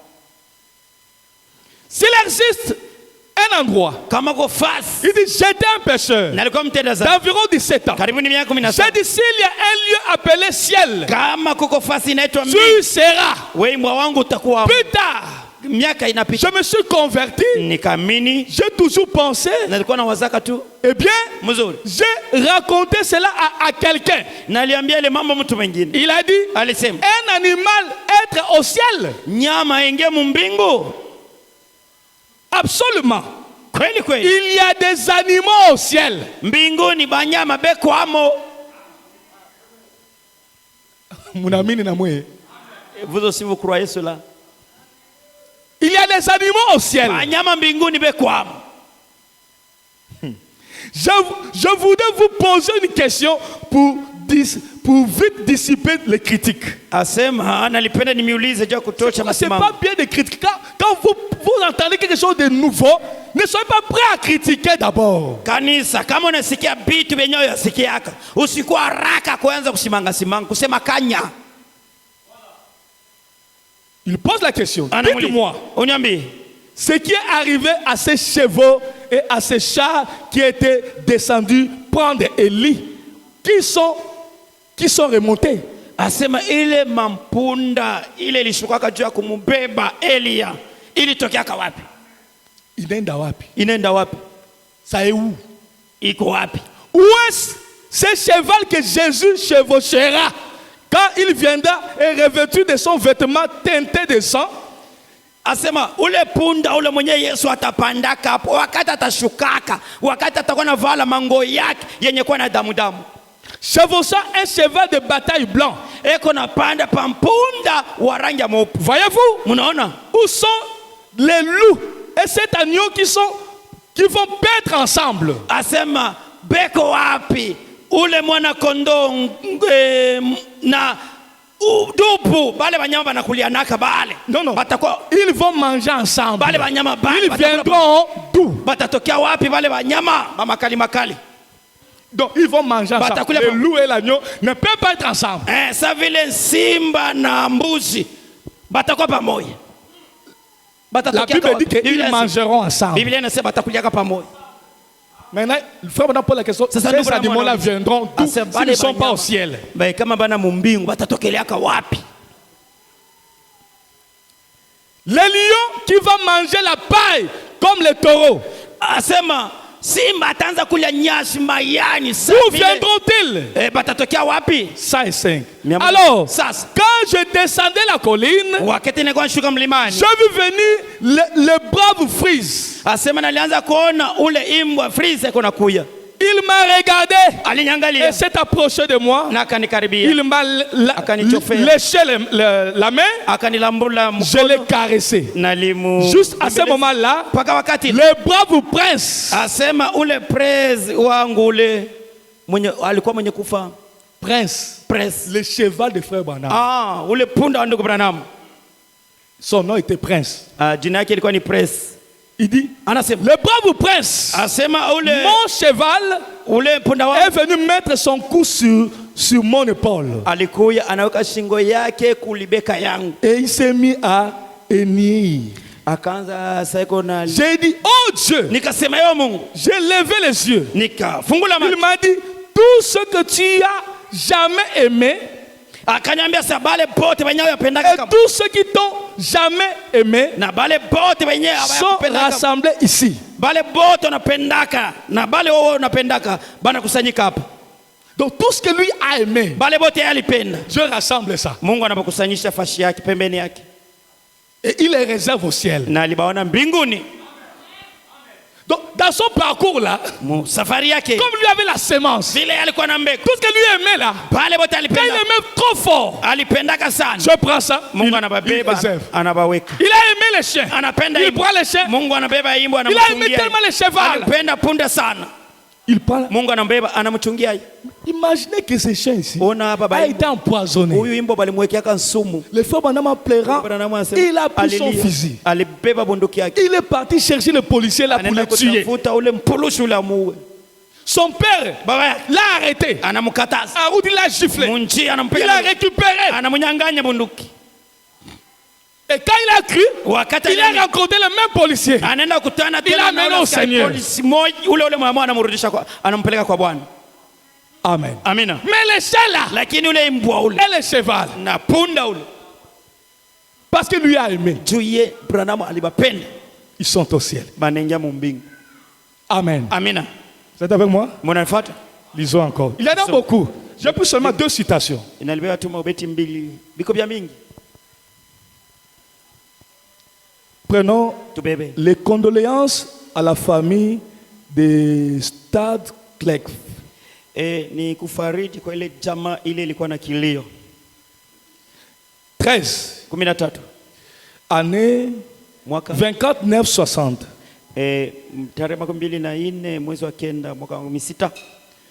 Et juste alors, Na- j'ai regardé. Naliangalia. J'ai vu mon vieux chien, Naliona ule mbwa wangu wa zamani. mon vieux fils, Asema ule freeze descendre la colline. eko na shuka. Il m'avait permis de fréquenter l'école. Yeye alisaidia sana juu ningie kwa masomo. Parce qu'ils allaient Walikuwa wanaenda mupori à la chasse. kuwinda Quand ils prenaient les animaux, bakibamba nyama grâce au chien, kupitia ils les imbo, vendaient, ça anauzisha, l'aidait à étudier inamsaidia analipa kwa et à masomo s'habiller. na kuvala manguo.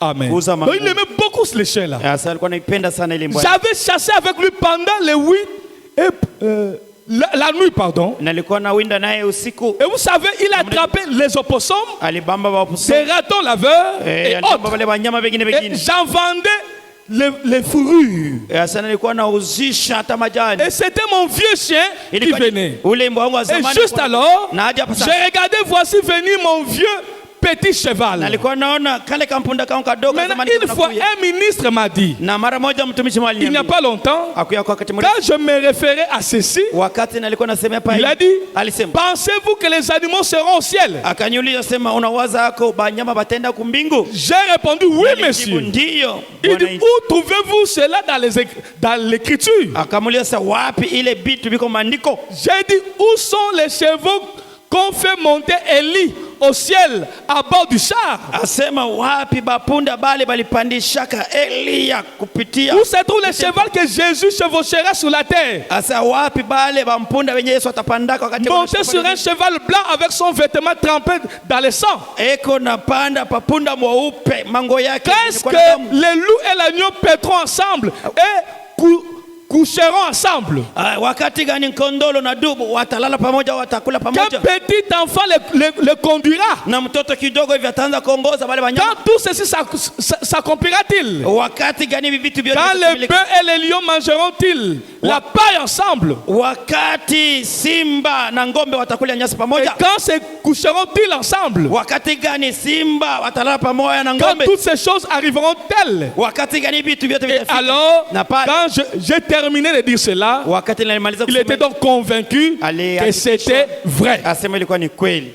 Amen, Église. Amina. On va plus loin. Tunaenda mbali zaidi kupita. Le frère Branham dit, Ndugu Branham anasema, j'ai dompté les animaux les plus féroces par amour. asema banyama ba makali sana kupitia mapendo na lishusha makali yabo. Pas par la puissance, Hapana kupitia uwezo, par amour. kwa upendo. C'est-à-dire, la nature Umbo attend iko na chunga quand les hommes wakati deviendront amour. batakuwa upendo, Ils ressentiront ça. batasikia ile baimbwa ba makali, batasikia ile Ce sont les signes. ni maalama. La puissance est manifestée pendant le cours du monde. Asema mauwezo mudunia beko netumikisha La nature est dans l'état où elle est. banyama beko paka vile beko. Mais frère Branham nous dit, Ndugu Branham asema c'est l'amour. Donc les animaux ressentent l'amour banyama banasikia kama pendo, kama unabapenda que la puissance. kupita uwezo. Mapendo banaijuwaka, banaivumbulaka. Quand un chien, Wakati imu tu l'aimes, unampenda, il le saura. atajua sema huyo Quand ananipenda. un chat, Wakati mpusi tu l'aimes, unampenda, il le saura. atajua sema huyo ananipenda. C'est seulement les animaux Bale ndio domestiques. banyama aba ba Si manyumba. vous aimez ça, ils ressentiront Kama ça. unabapenda batajua, kama unabachukia Donc batajua. il y a une profondeur de la divinité là Asema kuko upana ya umungu ile, que la nature ressentira. asema banyama batasikia na bandeke. C'est ce que vous voyez que le monde attend la manifestation des fils de Dieu. Dunia hii banyama bantu bandeke bansawake wanachunga batoto ya Mungu Quand banyama kazi. ils verront Wakati bataona l'amour mapendo rendu manifeste iko naonekana dans des gens, ndani ya batu, la nature oh, reconnaîtra ça. banyama bandeke batajua hata nyoka. Ce que vous voyez Ile muko naona dans les chiens là, muimbwa mule, quand vous l'aimez, wakati unampenda le chien ressentira ça. juimbwa atajua. Si vous aimez aussi les chats, Ukipenda les kampusi chats s'approchera. nako katakia pembeni yako. Les animaux ressentent l'amour. Banyama banajuaka bako navumbula mapendo. Maintenant, si l'amour là grandit en vous, Kama ile mapendo nakomala ndani yako, ça devient plein. inakuwa La nature ressentira oh, ça. banyama batajua ile Elle reconnaîtra. na batajua sema, Il y a mes créateurs sur la terre. baombaji bangu wako pa Il y a dunia, mes créateurs sur la uko terre. baombaji bangu wako pa Ça dunia, doit changer aussi. na mimi badilike. Alléluia. Amen. Mon attitude Ari yangu ya doit makari, changer. makari La inapasa kunisha. nature Umbo a perdu hii dunia iko quelque chose. inapoteza kitu Mais mafula. elle sait que Mwimbo je retrouverai cela. mwenye takuta ile, Quand il verra cela, wakati ataona la mapendo, nature reconnaîtra oh, imbo atajua quelle chose. ni kitu C'est gani, l'amour ni upendo qui vient dans l'homme. ya kimungu ndani ya moto. Les jours que la nature verra ça, Siku imbo atavumbula ile, même sa nature hata makari yake changera. itaisha. La nature et les animaux deviendront dociles à cause de l'amour. Juu ya mapendo bansimba batatulia, utabagusa juu ya Frère mapendo. Branham a fait certaines expériences pour nous montrer. C'est ça que la nature attend de nous. Alifanya vitu juu ya kutuonesha njo kile banyama bako nachunga kuona Les kutoka. abeilles, Ile manyuka quand Frère Branham les a aimés, wakati ndugu Branham alipenda, ils voulaient l'attaquer walipenda kumuluma directement. pale pale. Les abeilles ont ressenti l'amour. Banyuki balisikia Ils mapendo, sont retournés là où ils étaient. wanarudia fasi balikuwa, Et l'homme de Dieu est passé. na mtumishi wa Mungu anapita. Donc les animaux ressentent ça. Banyama banasikiaka, babilulu banasikia, Et c'est ce que la nature attend. njo kile bilulu banyama bandeke Les gens wanachunga. pensent Batu weko na que wazi, la nature attend asema la banyama puissance. weko nachunga uwezo. Non, Hapana. la nature attend Maumbile ko la nachunga divinité, Mungu, la nature de Dieu. umbo ya Mungu, L'amour upendo s'est déclenché dans des hommes. iko na tumika ndani ya Quand batu. ça sortira de vous, Wakati itatoka ndani la ya nature saura. hii dunia itajua, Il y a mes chefs oh, kuko bakubwa sur la terre. kwa dunia, Mes chefs sont là. la bakubwa yangu bako pale. Amen. Amina. Et la nature Na va maumbile s'humilier. itajishusha. La Bible nous dit, Biblia inatuambia le dernier ennemi adui wa mwisho qui sera vaincu, ule tutawina c'est la mort. ni lufu. On arrivera à le vaincre comment? Tutawina lufu je? La Bible me dit, Biblia inaniambia bientôt, hapa sasa le Dieu de paix. Mungu wa salama.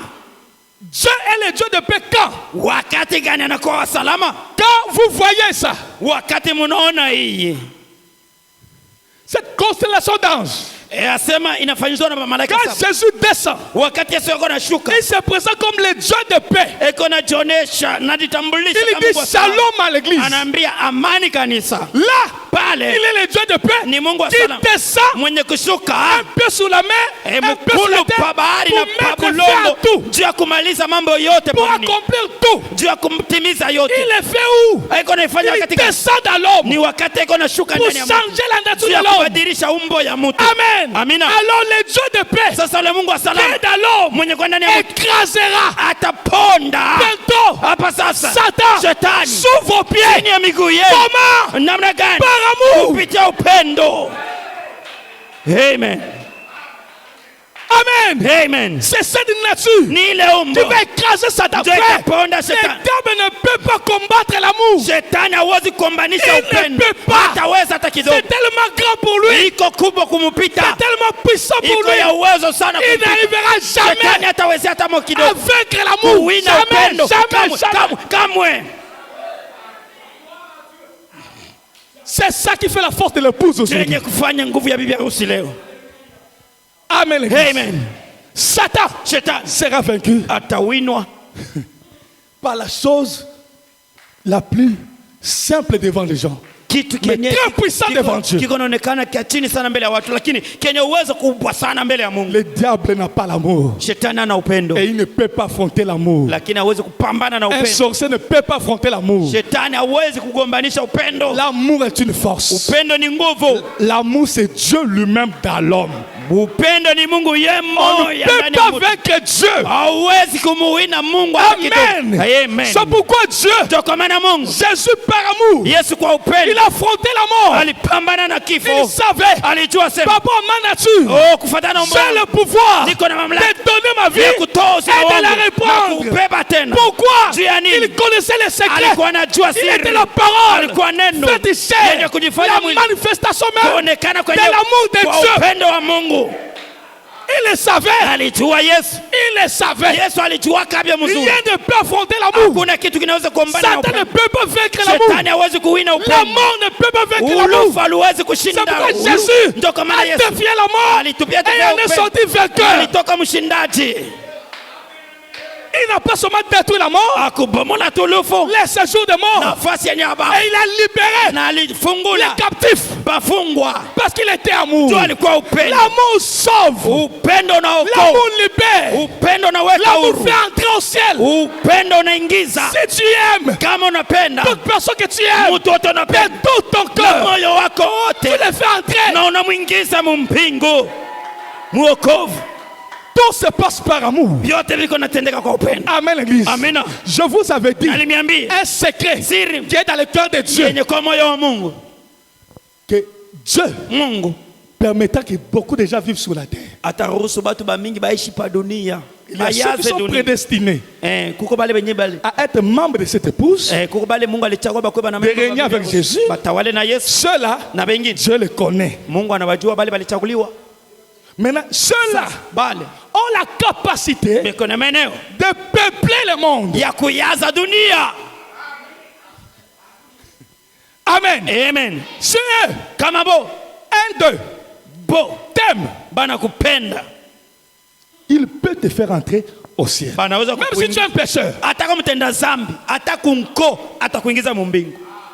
Comme on doit voir les animaux, Tunapasha kuwa na banyama, on doit voir les gens. tunapenda kuwa na bantu. Je donne la responsabilité Mungu anapatia aux uzito hommes et des femmes kwa wanaume na wanawake de remplir la terre. mweye muyaze dunia. Comment? Namna gani? Par l'amour. Kwa upendo. Ce que toi tu vas aimer Wale wote utapenda et ceux qui vont na t'aimer, wale wote watakupenda. Dieu te donne la possibilité Mungu anakupatia de maeneo les faire entrer, ya kubaingiza de vivre sur la terre. aishi pa dunia. C'est pourquoi la Bible même dit, Ndio kwa maana Biblia yenyewe beaucoup seront récupérés ba mingi batabebewa kumwisho parce qu'ils t'avaient seulement donné un verre d'eau. ndio ulipatia kabibi harusi maji tu ya mkilauri. À cause de ça, Dieu malgré m'a dit. tes péchés, Hata kama ulikuwa mtenda dhambi, mais comme tu avais donné un verre d'eau par ndio révélation ulipatia bibi harusi maji kwa ufunuo à ces gens ici, kwa baba watu à un membre de l'épouse, kwa mwanamemba à bibi cause de harusi verre d'eau, ya kilauri kama maji. tu entres, Oh, mbingu ni yako. tu vis sur la terre. Unaishi pa dunia. C'est pourquoi Ndio kwa maana faites toujours du bien. mtende yake paka Vous ne vizuri. savez pas Amujui à qui tu fais du bien ni là. nani uko nafanyia Et vizuri. quand tu fais toujours du bien, Kama unafanyia naka tu ne vizuri perds pas. hautapoteza. Tu peux te rattraper à cause de cela. Wanaweza kurekipera hata kumwisho jua vizuri vile uko nafanyia. Amen. Amina. Ce sont ces gens-là. Ni bale batu bale. Nous, Sisi. que Dieu a donné la possibilité Yenye Mungu alipatia de faire entrer les gens. ya kuingiza watu. Imaginez, nous sommes 6 milliards. Muone tuko watu Maintenant. 6,000. 6 milliards, mais la terre n'est pas remplie. Miliari makumi sita. Dunia yale poriko ya mingi.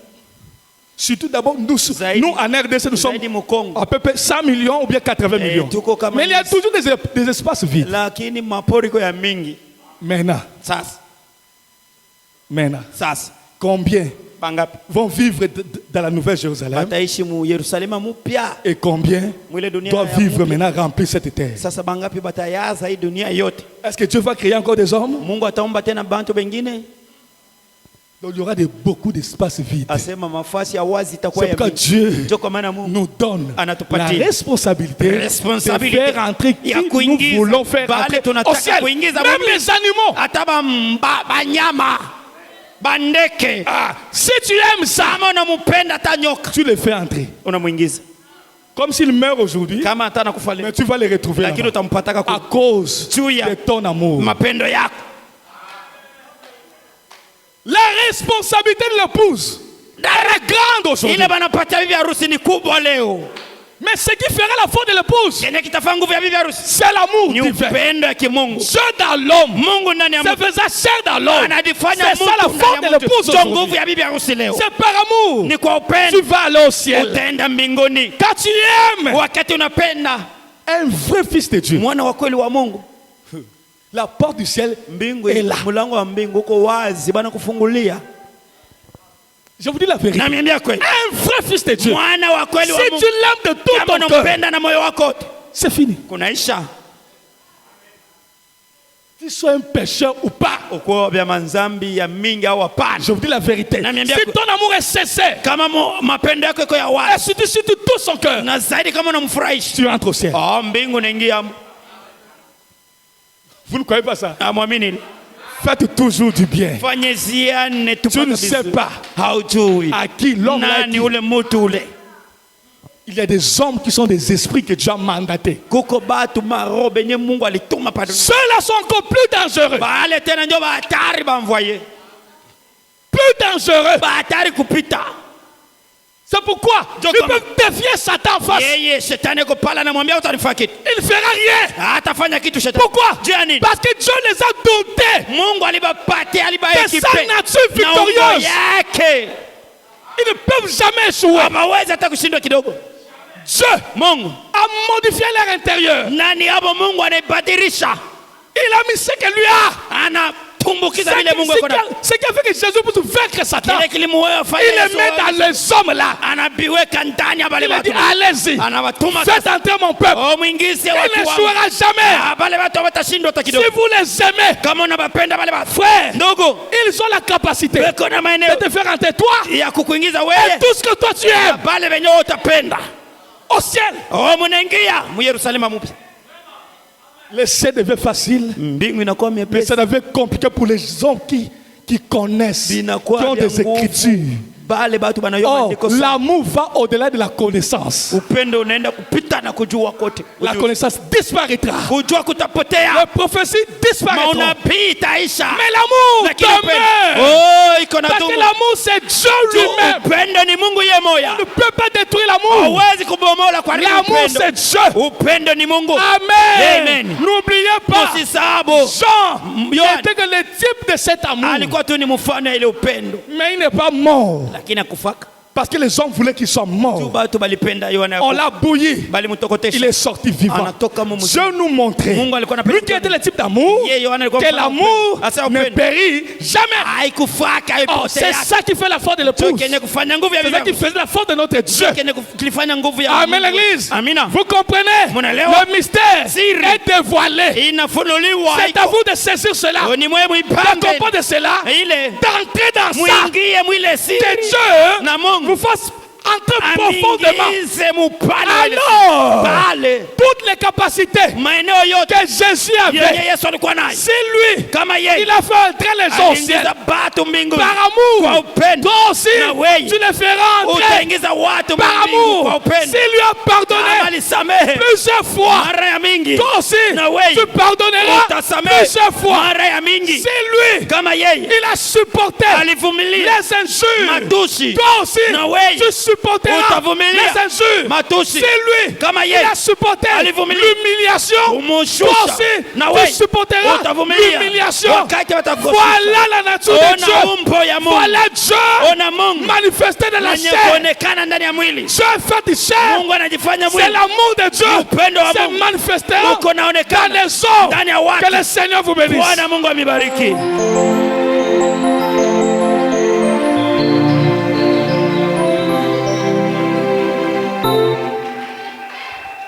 Est-ce qu'on peut encore acclamer Jésus? Tunaweza shangilia Bwana Yesu Kristo. Est-ce qu'on peut l'acclamer correctement? Bikelekele.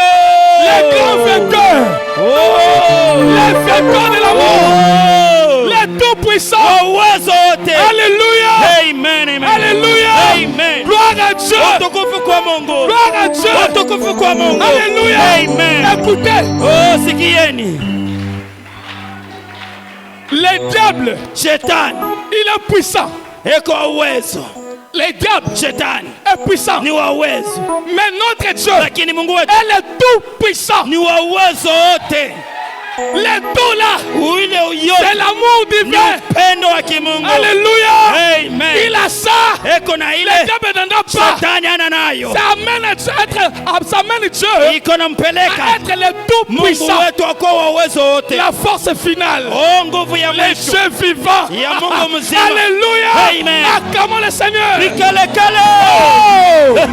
Gloire à Dieu. Utukufu kwa Mungu. Gloire à Dieu. Utukufu kwa Mungu. Gloire à Dieu. Utukufu kwa Mungu. Gloire à Dieu. Utukufu kwa Mungu. Que Dieu soit loué. Mungu asifiwe. Que Dieu soit loué. Mungu asifiwe. Que Dieu soit loué. Mungu asifiwe. Les vainqueurs de l'amour. Oh! Les vainqueurs de l'amour. Mshindaji wa lufu. Les vainqueurs de l'amour. Mshindaji wa lufu. Les rois des rois. Mfalme wa Les wafalme. seigneurs des seigneurs. Bwana wa mabwana. Les dieux des dieux. Mungu wa Les Mungu. tout puissants. Uwezo wote. Il est tout. Yeko yote. Alléluia. Amen, amen, Que amen. Dieu soit loué. Mungu wetu asifiwe. Hallelujah. Alléluia. Amen. Que Dieu soit loué. Mungu asifiwe. Il est dit de louange. Oh, anastahili sifa. Dit d'adoration. Anastahili kuabudiwa. Alléluia.